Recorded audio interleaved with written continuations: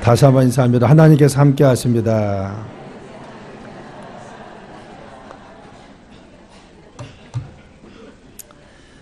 오늘은 히브리서 10장의 말씀을 중심으로 서로 격려하는 믿음의 공동체라는 제목으로 함께 말씀을 나누겠습니다.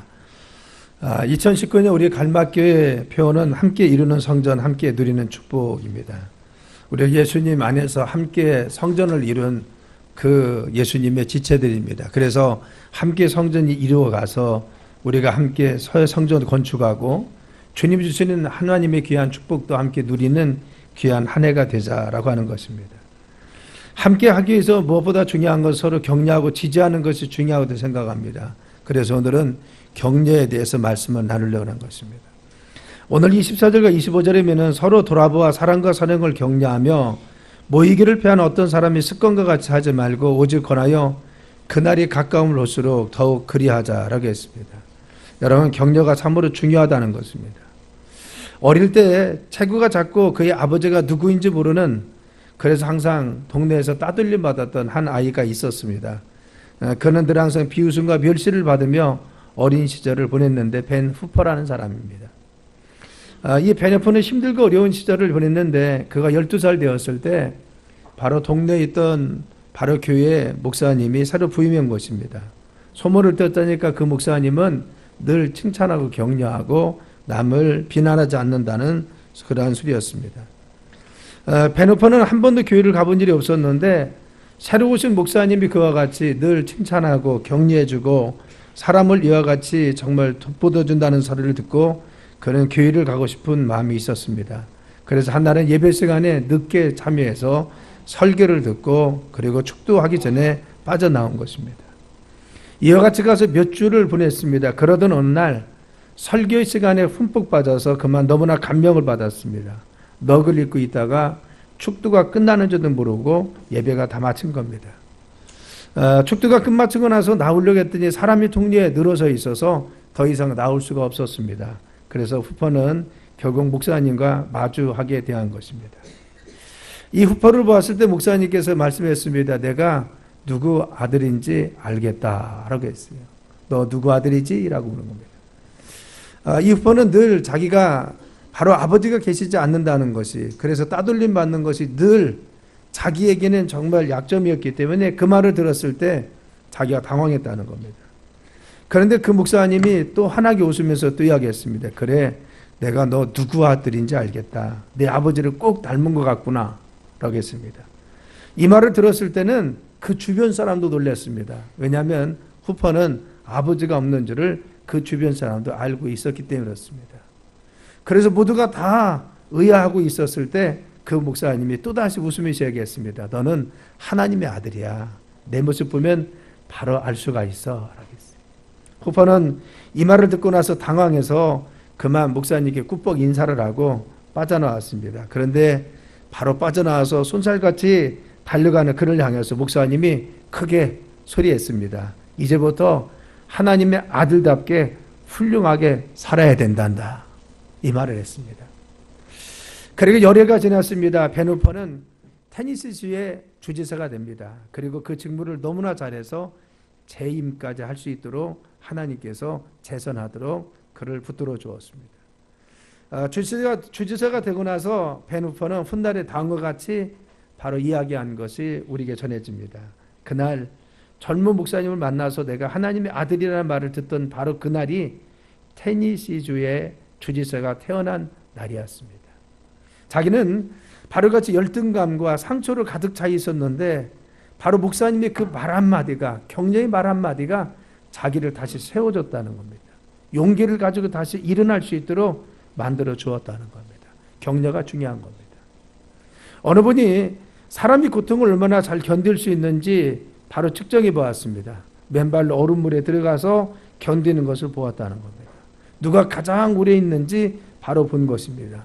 그런데 다른 사람에 비해서 2배나 오래 있었던 사람이 있었습니다. 그는 누구냐? 옆에서 지지해주고 격려해주는 사람이 있었더니만 2배나 참고 견디다라는 것입니다.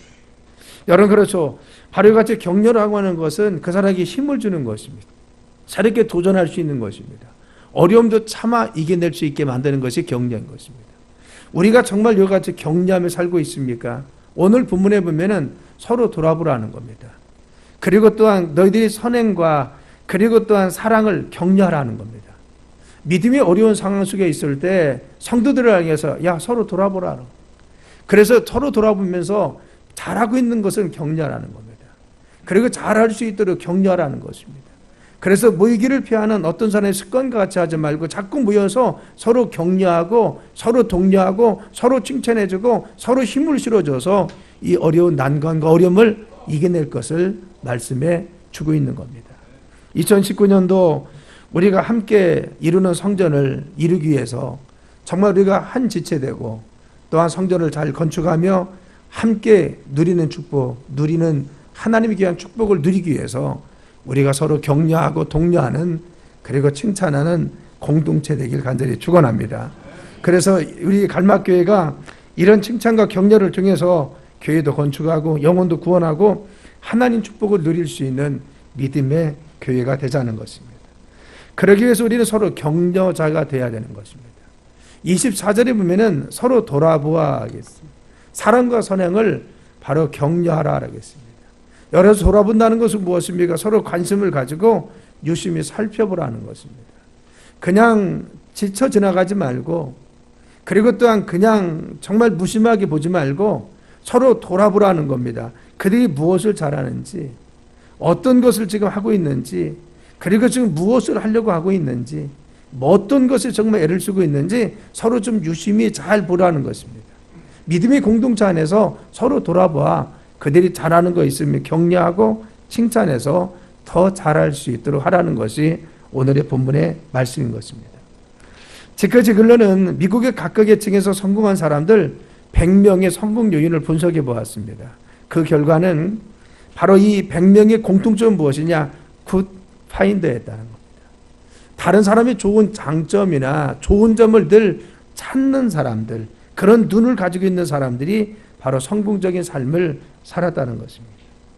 상대방의 흠집이나 잘못을 찾아내기보다는 상대방이 가지고 있는 장점이 무엇인지, 그들이 잘하는 것이 무엇인지, 그들은 지금 무엇에 열중하고 있는지 이것을 찾아서 인정해주고 독려해주는 사람이 성공적인 삶을 살아가더라는 것입니다. 여러분, 그들은 누구를 만나든지 어떤 일을 하든 어떤 위치에 있든 가장 좋은 것을 찾아내고 발견하는 사람들이었다는 겁니다. 여러분, 그래서 그들에게 장점을 인정받은 사람들은 또 인정받은 그것 때문에 더 열심히 혼신의 힘을 다했습니다. 그래서 자기를 인정해 준 그 사람을 돕고 최선을 다했기 때문에 그들이 성공적인 삶을 살 수가 있었다는 것입니다. 그래서 성공적인 사람의 특징은 바로 서로 격려를 주고받았다는 겁니다. 서로가 도움을 주고받았다는 겁니다.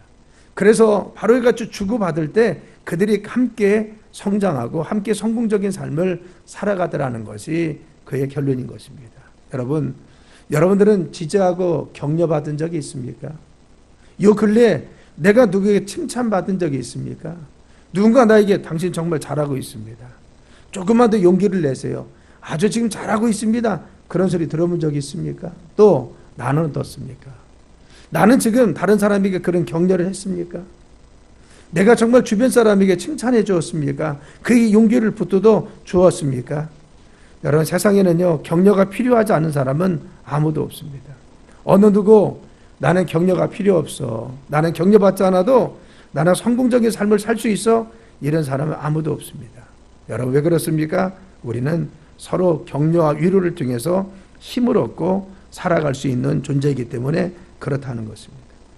격려는 다른 사람에게 줄 수 있는 가장 큰 축복입니다. 아멘. 내가 남들에게 줄 수 있는 가장 축복은 무엇입니까? 격려해 주는 겁니다. 그를 칭찬해 주는 것입니다. 그래서 용기를 심어주고 믿음을 심어주고 그를 인정해 주는 것보다 더 큰 값진 것은 없다는 것을 우리는 기억해야 됩니다. 여러분, 그래서 격려를 받은 사람들은 삶이 성장해 갑니다. 그리고 힘을 얻습니다. 그리고 뻗어나가는 것을 볼 수가 있는 것입니다. 우리가 성장한다는 것은 세월이 지나면 성장하는 것이 아닙니다. 시간만 되었다고 해서 성장하는 것이 아닙니다. 격려받고 칭찬받은 사람들이 마음도 삶도 잘 뻗어나가고 성장하더라는 것입니다. 여러분, 그런 의미에서 우리가 자녀들에게 얼마나 지금 칭찬하고 있습니까? 내 동료들에게 얼마나 칭찬하고 있습니까? 우리는 우리의 배우자에 대해서 얼마나 인정해주고 칭찬하고 있습니까? 우리가 교회 안에서 서로가 칭찬하고 격려하며 우리가 얼마나 살고 있습니까? 심리학에서 피그말리온 효과가 있습니다. 그것은 타인이 기대하고 관심을 갖는 것만큼 그분이 성장하고 그만큼 성숙해진다고 하는 것입니다. 그렇죠. 누군가 나를 인정해 줍니다. 인정해주는 그 사람이 인정을 받은 나는 그 인정에 부합해서 더 열심히 노력해서 인정받을 만큼 내가 성숙해지고 성장하고 잘 한다는 것입니다. 이것이 피그말리온 효과입니다. 이것은 1968년 하버드 대학교 심리학 교수였던 로버트 노젠탈과 미국에서 20년 이상의 초등학교 교장을 지낸 네노어 제이콥슨이 함께 연구했던 그런 연구의 발표인 것입니다. 미국의 샌프란시스코의 한 초등학교에 전교생을 대상으로 IQ 검사를 했습니다. 지능 검사를 다 마치고 난 후에 아무 조건과 그리고 또한 결과에 상관없이 무작위로 20% 그냥 뽑았습니다. 그 학생들을 바로 선생님들에게 통보해 줬습니다. 이 학생들은 지적인 능력이 뛰어납니다. 학업 성적이 향상될 가능성이 높은 아이들입니다. 관심을 가지세요. 그러겠어요. 그렇죠. 여러분, IQ 검사는 했지만은 그것을 토대로 분석한 것은 없습니다. 그냥 그 중에서 20%를 무작위로 뽑아서 그냥 선생님에게 통보했을 뿐입니다. 이 아이는 뛰어난 아이입니다. 가능성이 많으니까 유의해서 보세요. 그러겠어요. 8개월 후가 되어서 다시 지능 검사를 실시했습니다. 그런데 명단에 속했던 아이들이 다른 아이들보다도 평균 점수가 더 높게 나왔다는 겁니다. IQ가 더 높이 나오더라는 겁니다. 뿐만 아니라 학교 성적도 크게 향상됐다고. 여러분, 그냥 향상된 것이 아니라 크게 향상됐다는 보고입니다. 그래서 명단에 오른 아이들은 선생님들이 기대를 가졌을 것입니다. 때로는 기대의 말도 했을 것입니다. 너는 뛰어난 아이야. 너는 가능성이 많아. 열심히 해. 바로 이야기했을 것입니다. 왜냐하면 선생님들이 그렇게 알았기 때문에 그러는 것입니다. 그런데 격려하고 위로했더니만 그 아이들은 다른 아이들보다도 훨씬 더 성적도 올랐어요. 그리고 바로 지적 지능검사에도 실시했는데 결과가 더 좋게 나왔습니다. 왜 그렇습니까? 기대한 것만큼 더 노력해서 좋은 결과가 나타나더라는 겁니다. 이것이 무엇입니까? 피그말리온 효과인 것입니다. 여러분, 그렇죠. 예수님이 늘 사용했던 것이 이 방법입니다. 예수님은 오합지들과 같은 제자들을 모았습니다. 그들은 각기 개성도 뛰어나고 그리고 또한 독특했습니다. 그리고 또한 성질도 급한 사람도 있고 그리고 느린 사람도 있었습니다. 그런데 중요한 것은 늘 항상 그들을 격려했습니다. 할 수 있거니 무슨 말이냐? 믿는 자에게 능지 못함이 없느니라. 여러분, 늘 격려했습니다. 위로했습니다. 할 수 있다고 했습니다. 믿음을 심어줬습니다. 그리고 그들에게 기대했습니다. 그렇죠. 베드로를 향해서, 바로 시몬을 향해서 너는 베드로다. 너는 반석이 될 것이라는 겁니다. 우리의 아들을 향해서도 바로 이와 같이 정말 그들에게 성질이 급했을지라도 그들을 사랑하고 격려하면서 그들을 독려해 주었습니다. 그런데 중요한 것은 마침내 그들은 예수님의 기대와 같이 정말 위대한 사도가 되어 하나님 앞에 영광 돌리게 된 것을 볼 수가 있는 것입니다. 여러분, 그렇습니다. 우리가 정말 이 좋은 교회를 이루기 위해서, 우리의 삶의 좋은 가정을 이루기 위해서 중요한 것은 내가 늘 격려자의 입장에 서야 됩니다. 굿 파인더가 되라는 것입니다. 내가 좋은 장점을 찾아내는 사람이 있어야 됩니다. 가정에서도 좋은 것을 찾아내고 자녀를 통해서 좋은 것을 내가 찾아내고 격려하고 독려해야 됩니다. 그리고 교회에서도 좋은 것을 찾아내서 성도들을 격려하고 독려해서 그들이 더 잘할 수 있도록 만들어 줘야 되는 것입니다. 여러분, 굿 파인더의 반대는 무엇입니까? 배드 파인더입니다. 나쁜 걸 찾아내는 사람입니다. 늘 잘못한 것을 지적하고 잘못한 것을 꼬집고 잘못한 것을 말하면 그 사람이 고쳐질 것 같아도 여러분, 잘못한 것을 말하면요, 그 사람은 주눅듭니다. 나중에는 자기 자신도 포기할 수밖에 없습니다. 그리고 분위기만 더 어색해지는 것입니다. 여러분, 우리가 좋은 교회를 이루기 위해서, 좋은 가정을 이루기 위해서 여러분 굿 파인더가 되길 간절히 축원합니다. 늘 칭찬하고 격려하는 믿음의 사람이 되자는 것입니다. 우리가 하나님 앞에 기도할 것은 무엇입니까? 하나님, 우리에게 예수님과 같이 정말 믿음의 눈을 갖게 도와주옵소서. 다른 사람을 격려하고 칭찬할 수 있는 믿음의 눈을 갖게 하시고 용기를 심어줄 수 있는 믿음의 눈을 가질 수 있도록 우리의 눈을 바꿔주옵소서. 우리가 늘 이와 같이 기도해서 바로 격려자와 칭찬하는 자가 되어야 하는 것입니다. 여러분, 그런데 이 격려할 때 바로 이 격려는 성공의 원동력이 될 수가 있습니다. 다른 사람을 성공에 이끌 수 있는 바로 원동력이 무엇입니까? 바로 격려인 것입니다. 그래서 격려를 받은 사람들은 운명이 바뀌어지더라는 겁니다. 그들의 삶이 완전히 바뀐 것을 알 수가 있는 것입니다. 여러분, 격려는요, 바로 영어로 엔카리지먼트입니다. 그래서 헬라어로는 파루시모스입니다. 그런데 그 뜻이 무엇이냐? 안위해주다, 위로해주다, 돕다, 용기를 붙들어 주는 겁니다. 그래서 격려는 무엇입니까? 용기를 붙들어 주는 것입니다. 국어 대사전에는요, 남에게 용기나 의욕을 자아내도록 힘을 붙들어 주는 것이 바로 격려라고 했습니다. 남에게 용기나 의욕을 자아내도록 힘을 붙들어 줍니다. 내가 격려하면 그 사람이 용기를 낼 수 있도록 내가 밀어주는 겁니다.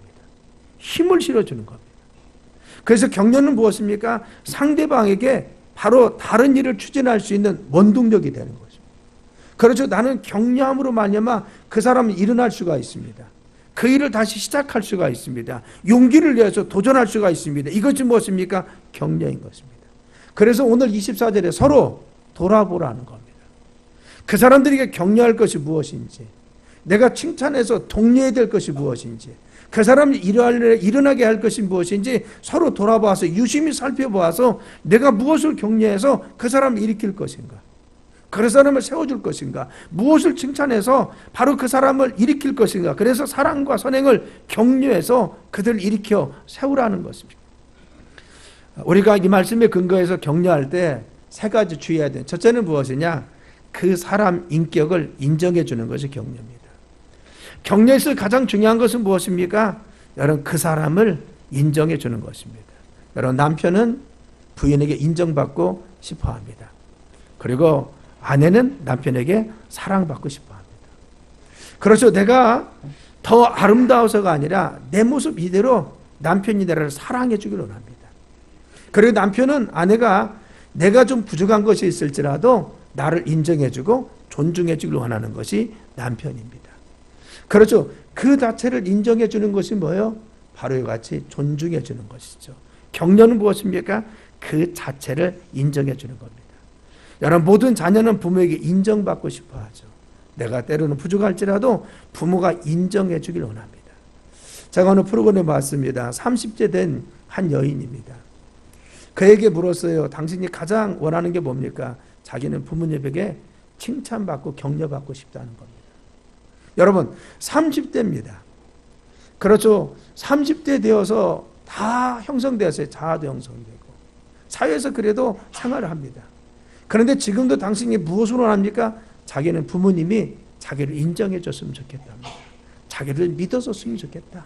이런 인정해 줬으면 좋겠다라고 합니다. 여러분, 그렇죠. 우리는 누구나 인정받기를 원합니다. 부부간에도 인정받기를 원하고 가정에서도 인정받기를 원합니다. 여러분, 교회에서는 목사님에게 여러분 인정받기를 원하죠. 또 목회자는 성도들에게 인정받기를 원합니다. 가정에서 가장 싫어하는 것이 무엇입니까? 자녀들은 남들과 비교하는 것을 가장 싫어합니다. 왜? 자기의 자신을 인정해 주기를 원하기 때문에 비교하는 걸 싫어하는 것입니다. 가정에서나 교회에서나 사회에서나 여러분, 자신의 가치를 인정해 주는 것이 뭐예요? 격려입니다. 여러분, 우리는 그 사람 자체를 인정해 줘야 됩니다. 두 번째는 뭐냐? 격려는 한 일을 인정해 주는 겁니다. 여러분, 하는 것이 잘할 수도 있고 못할 수도 있습니다. 여러분, 부족한 것이 있을 수도 있습니다. 그런데 그 자체를 인정해 주는 겁니다. 우리는 지나고 나면 그렇죠. 제가 보면은 목회를 이만큼 하면요, 우리 젊은 사역자들 하는 것은 눈에 훤히 보입니다. 왜 그래요? 저는 그런 과정을 다 겪었기 때문에. 그런데 제 기준에서만 보고 자꾸 나무라면요, 주눅 들어서 못합니다. 중요한 것은 뭐예요? 우리 관점에서 보고 자녀들을 자꾸 나무라지 말라는 겁니다. 우리는 과정이 있었습니다. 자녀들이 그 과정 속에 우리가 살았던 삶이 있기 때문에 자녀들 눈빛만 봐도 알 때가 있습니다. 그런데 중요한 것은 그것을 자꾸만 지적만 하면요, 그 자녀들은 주눅 들어서 더 이상 할 수가 없는 것입니다. 우리는 자녀들이나 내 주변에 있는 사람들을 볼 때마다 조금 더 잘할 수 있는데 그것을 늘 느낍니다. 그런데 그것만 자꾸 지적하면 그분들은 자괴감을 느끼고 더 이상 할 수 있는 용기를 잊어버립니다. 이때 중요한 것은 잘못했을지라도 조금 미비할지라도 수고해서 열심히 한 거에 대해서 칭찬해 주는 겁니다. 최선을 다해. 그런데 이것만, 이 부분만 보완하면 더 좋을 것 같아. 이 조언이죠. 여러분 누구나 자기가 부족한 건 다 압니다. 우리 자녀들 자기가 잘못하는 건 다 압니다. 중요한 것은 우리가 그것을 지적만 해준다고 해서 고쳐지는 것이 아니죠. 때로는 부족한 것이 있을지라도 노력하는 것에 대해 칭찬해 주는 겁니다. 그리고 조금 더 열심히 해보자고 격려하면은 그는 더 잘할 수 있는 것입니다. 격려는 무엇입니까? 한 일을 인정해 주는 겁니다. 여러분 교회에서도 그렇죠. 교회에서 무엇인가 열심히 일하는 사람들이 있습니다. 때로는 그것이 결과가 아주 좋게 나오지 않을 수도 있습니다. 그런데 중요한 것은 결과가 아주 좋지 않게 나왔다고 해서 좋지 않다는 것만 지적하면요, 더 이상 그 사람들은 교회에서 일하는 걸 주저합니다. 때로는 용기를 심어줘서 열심히 잘했는데 조금만 더 같이 하면 좋을 것 같다고 하면 더 열심히 할 수가 있는 것입니다. 세 번째는 격려는 무엇입니까? 그 사람의 부족한 것을 채워주는 것이 격려입니다.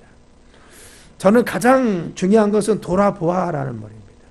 여러분 돌아본다는 건 무엇입니까?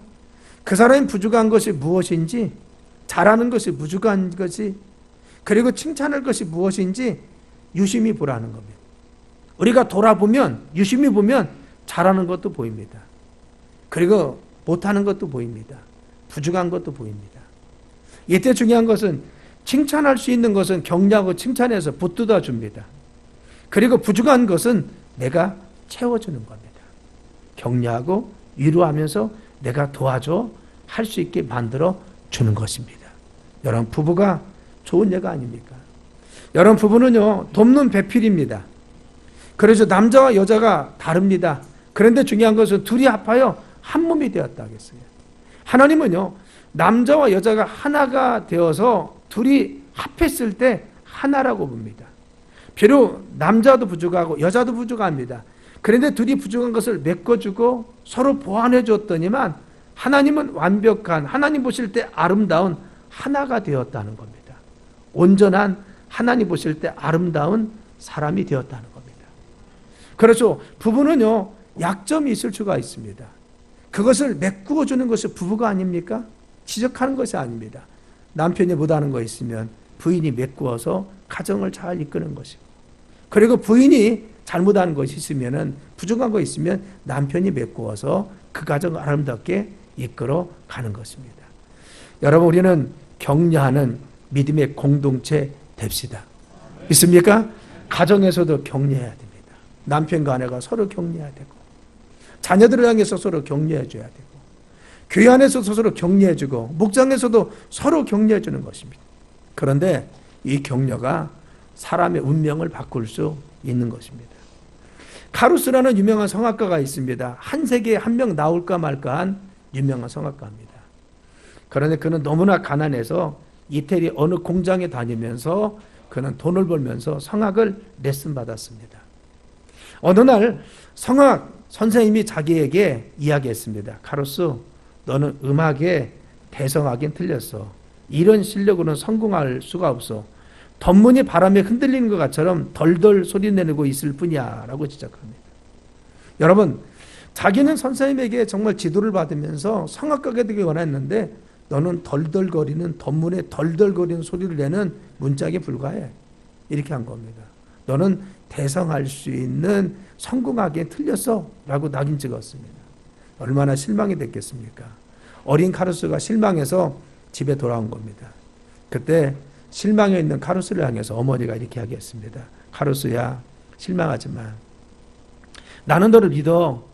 선생님이 말씀하신 대로 내 소리가 그런 소리로 들릴지 모르지만 내가 볼 때는 내 실력은 점점 좋아지고 있어. 너는 위대한 성악자가 될 자질을 가지고 있어. 그것을 내가 알고 있어. 어머니가 너를 위해서 엄마가 기도하고 있어. 이런 격리 말입니다. 여러분, 그의 마음속에 이미 상처가 있었습니다.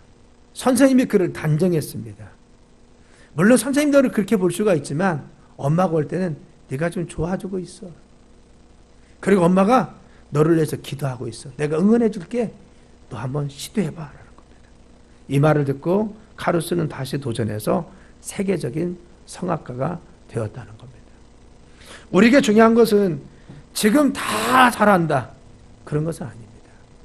우리는 지금은 좀 못할 수도 있습니다. 지금 좀 부족한 것이 있을 수가 있습니다. 지금은 연약한 것이 있고 우리가 모자란 것이 있을 수가 있습니다. 그런데 지금 노력하고 있습니까? 내가 무엇인가 시도하고 있습니까? 하려고 하고 있습니까? 이게 중요한 거 아닙니까? 지금 못할지라도 그를 바로같이 격려해주고 유리해주고 그리고 또한 힘을 넣어줬더니만 그는 그 이상의 실력을 발휘할 수가 있었습니다. 전문가가 평가한 것보다 훨씬 더 위대한 성악가로 그가 다시 태어날 수 있었던 것은 바로 칭찬과 격려로 인해서 그가 다시 일어날 수가 있었다는 것입니다. 오합지졸 가설이라는 것이 있습니다. 상대를 오합지졸로 여기면은 아무리 뛰어난 사람도 오합지졸이 되고 만다는 겁니다. 이게 오합지졸 가설이라는 겁니다. 우리 자녀가 아무리 뛰어날지라도 내가 늘 잘못한 것만 지적하면요, 그 아이는 잘못된 인생을 살 것입니다. 왜? 오합지졸 가설입니다.